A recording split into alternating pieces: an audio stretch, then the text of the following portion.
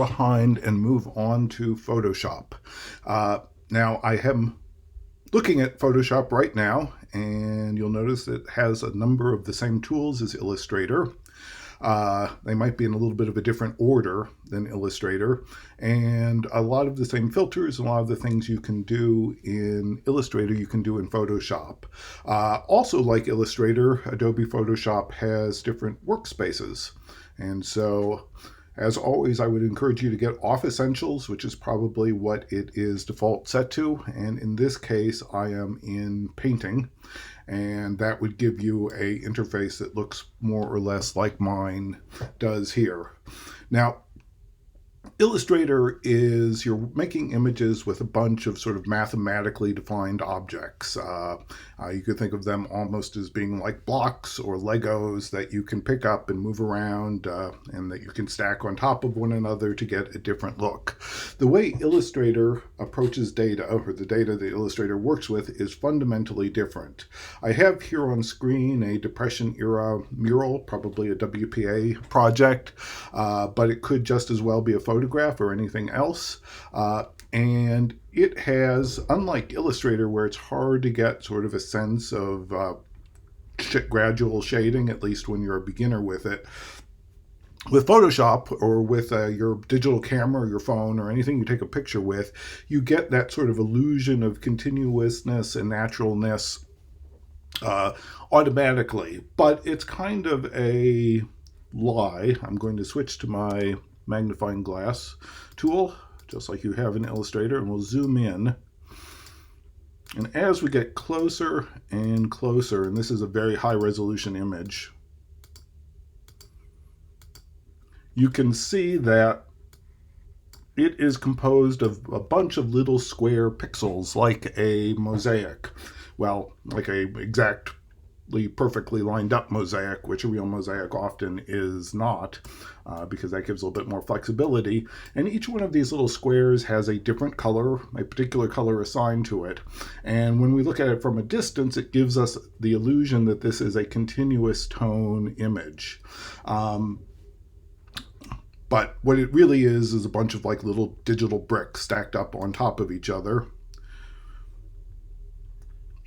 and giving us the illusion of color. So that has two consequences really for working in Photoshop as opposed to Illustrator. With Illustrator, you can just grab any object and move it around at will, or send it to the back, or bring it to the forefront, or anything like that. With Photoshop, this is all one thing. This is all like one piece. These are not separate pieces. And so if you want to start working with it, you have to select part of it. So in other words, I can't pick up this guy and just move him. So if I grab my mover tool, and by the way, this is what your mover tool, what's at the top of your toolbar in Illustrator as well as InDesign is that mover tool. In Photoshop, those arrows are delegated closer to the bottom, and when you're moving elements around in Photoshop, this is the primary tool for that. So if I want to move this guy, well, I'm going to get an error message. Because this is just a background, it's just sort of like a picture that came in from your Digicam or anything like that, I can't move it. You can't do that. I could turn it into a layer, and I can though. So let's say convert to layer.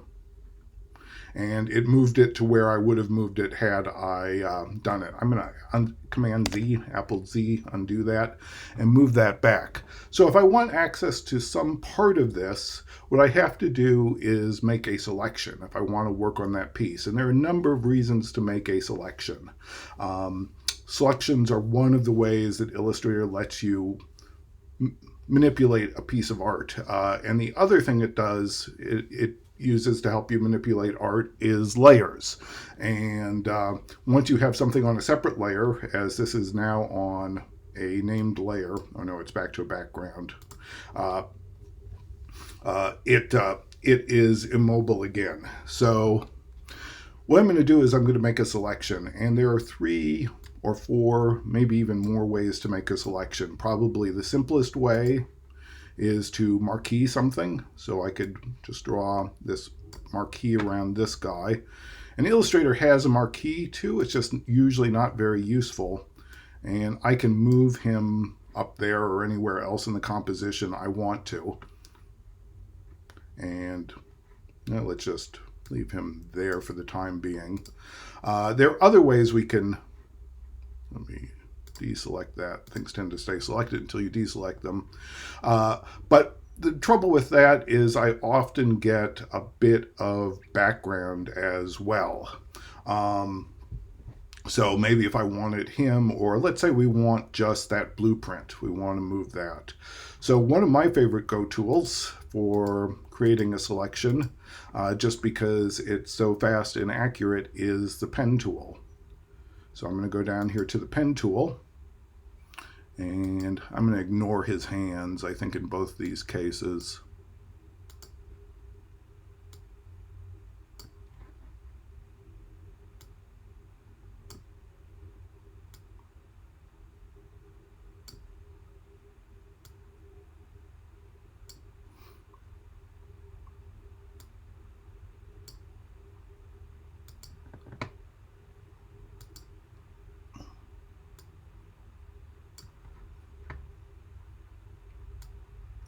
So I'm just going to take his arm too, in the interest of time. Sorry, dude.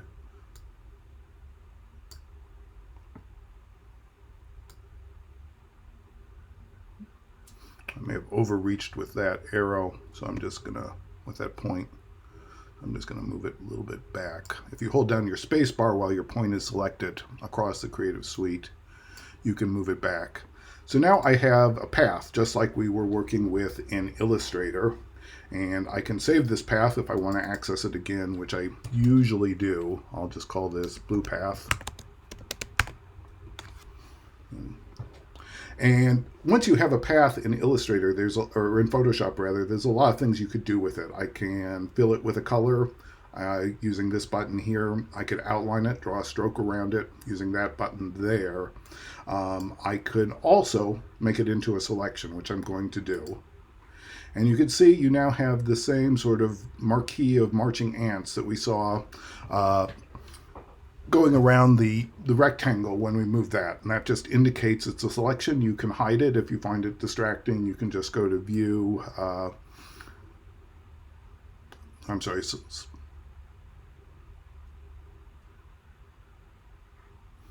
I get so used to the view commands, but I will put that in the email, is you can hide that selection with the key. It would be Command or Control H.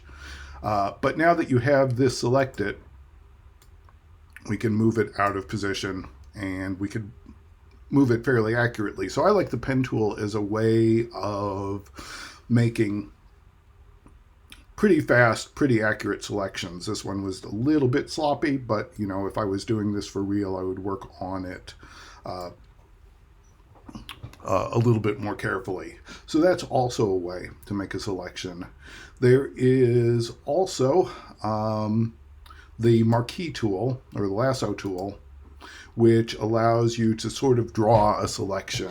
And let's do this, and you can draw around, let's say, this guy's head. I don't think we want the whole head. The trouble is, and then it will just automatically close up wherever you stop it. But the trouble with that is, if you're drawing with a mouse rather than a tablet, you know, it's just a little bit hard to control your drawing. So there is a couple of tools for editing. So if we go back to this, and I can hold down my Option key, and let's say I took too much out of this, and you can see a little negative sign show up there. That means I'm subtracting from my selection. And that would work with the square marquee as well. That's pretty universal. The option is across this. Let's zoom in a little closer.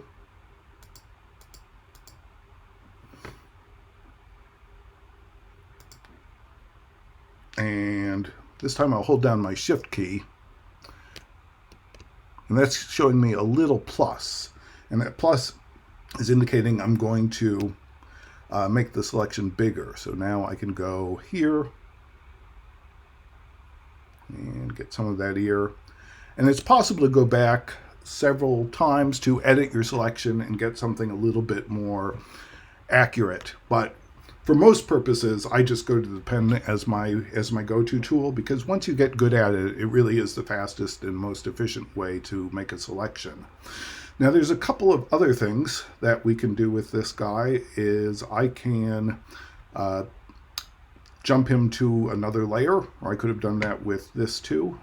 And I think there is only a key command for this. So I'm just going to use it, which is Command or Control J. And what I've just done is put him on his own layer.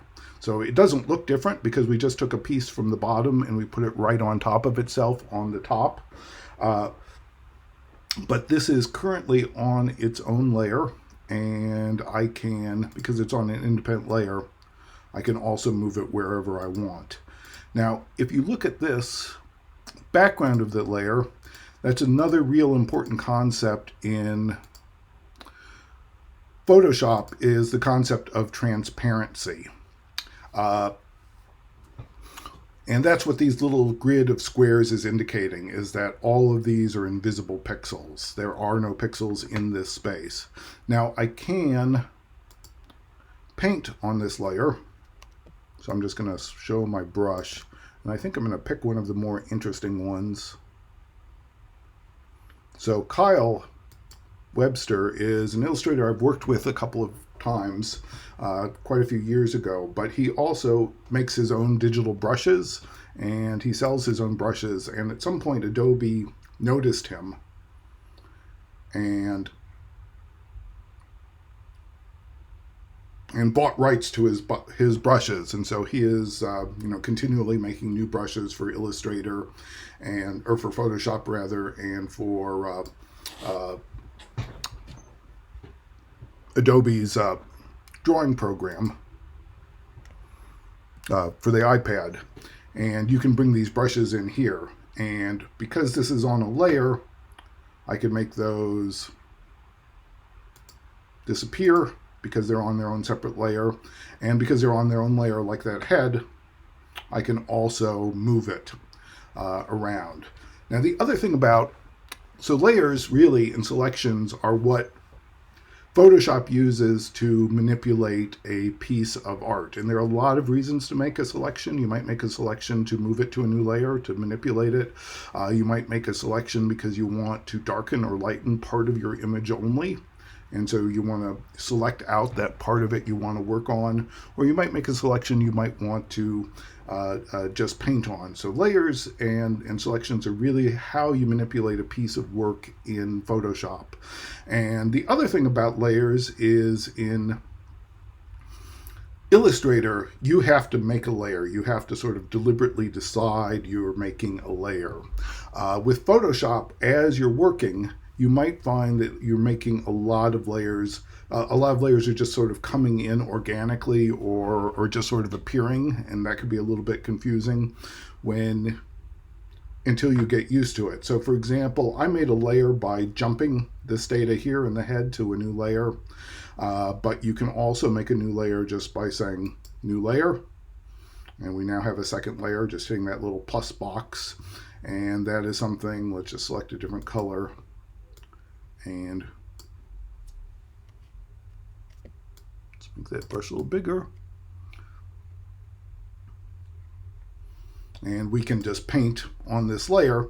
And the nice thing about working on layers is you can do something on that layer, and if you change your mind, it's not destructive to the art underneath. I mean, if we are working with this with one layer and we paint on it, or if we move an element around and then we close our document, the next time those changes are just a permanent part of the file. With layers, you always have the option of turning them on and off as you work, depending on what you do, or you can use them to control what's underneath it. So these are all kind of pixel layers in Photoshop, but there are other kinds of layers as well. So for example, let's say I want it to set some type. So I just click some type, and let's just say hello. And it is, I think, still in that orange.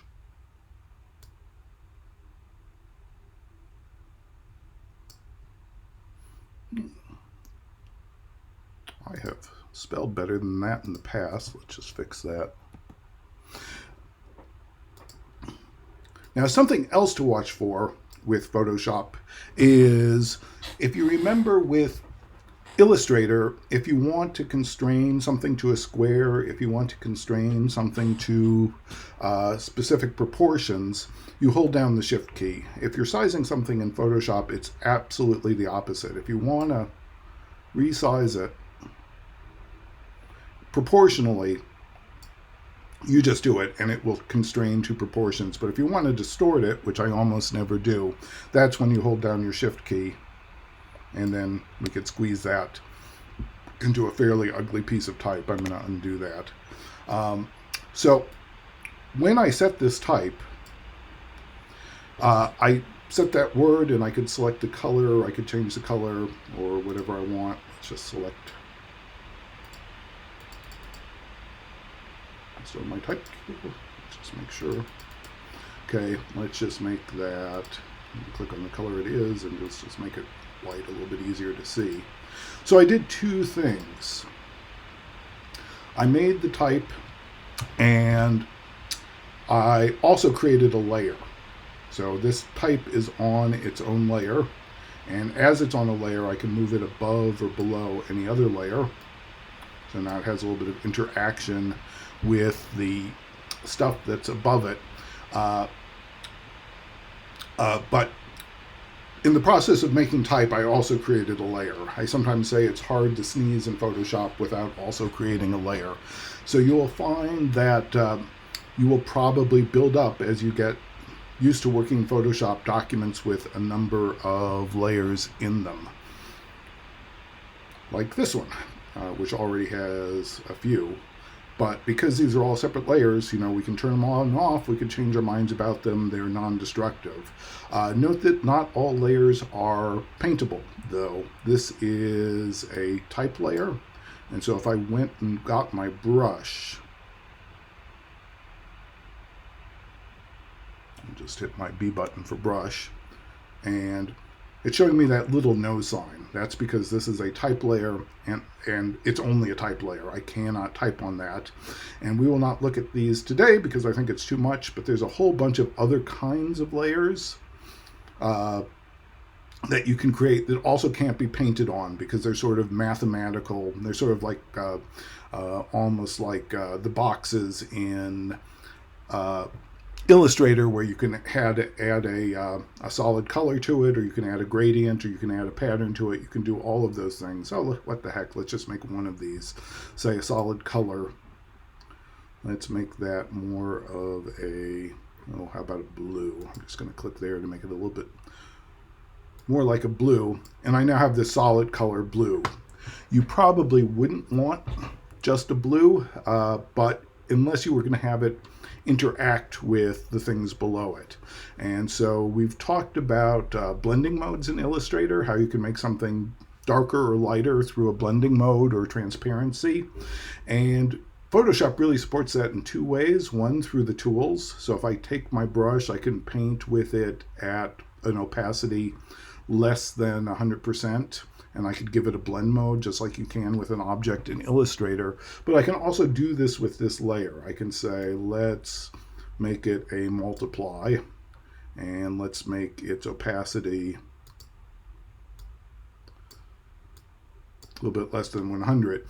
And so if you want it to get a, say an effect where this image is bluer, you can create that sort of thing and create a layer that sort of adjusts or interacts with what happens below it. And it's not affecting the orange because it is below the orange layer. So stacking order matters in Photoshop just as much as it does in Illustrator. But if I move this layer up, I didn't quite succeed in doing that. There we go. So now that orange is being affected by the blue adjustment layer under it as well. So So what do you do with all these things? Let's talk about this week's project, which will be a little bit of a painting or art piece, not unlike the ones we've been doing, but as an exploration of layers in Photoshop and selections. And I think I'll start by just showing you a project I worked on recently. That's only a part of it. Here's all of it. These are 4 collages intended to illustrate an article that ran in my magazine about the impact of various presidents, and I guess Franklin's not a president, but various figures in American history who had an impact on industrial policy. And so these collages were designed to show the person in question, and I was able to find some public domain etchings of all of these and put them with some of the attributes that they supported. So Franklin was, for example, interested in the post office. He was the first postmaster, and he was also interested in big scale projects like NASA, even though he lived long before NASA. So he gets a little bit of a space shuttle as part of his collage, and he gets a power pole. And the same is true. This one is more business and travel or commerce and farms, and so they get the attributes. And so how these are put together is, first of all these elements were separated from their background. And so this element appears in this one. And I brought it in as a separate file, and I separate it from its background. And yes, I used the pen tool for that. So here is the path, and I can select that, and it can be moved around if I want it to as a selection. I'm just going to undo that. But once that path was selected, that path was basically, and this is a transparent background, it's basically, the path is not useful to me anymore in this case. But when you look at these collages, let's switch back to layers, all of these things, like the space shuttle, are movable because they are all like separate. They've all been removed from their background, so they have a transparent background already. You can do that here in Photoshop, and the same is true of this truck and all these elements. There are other things you can do. For example,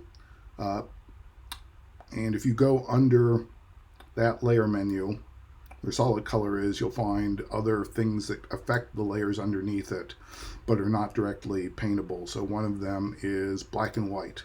So the space shuttle and the truck are not actually color images. They just have a layer that turns them black and white underneath it.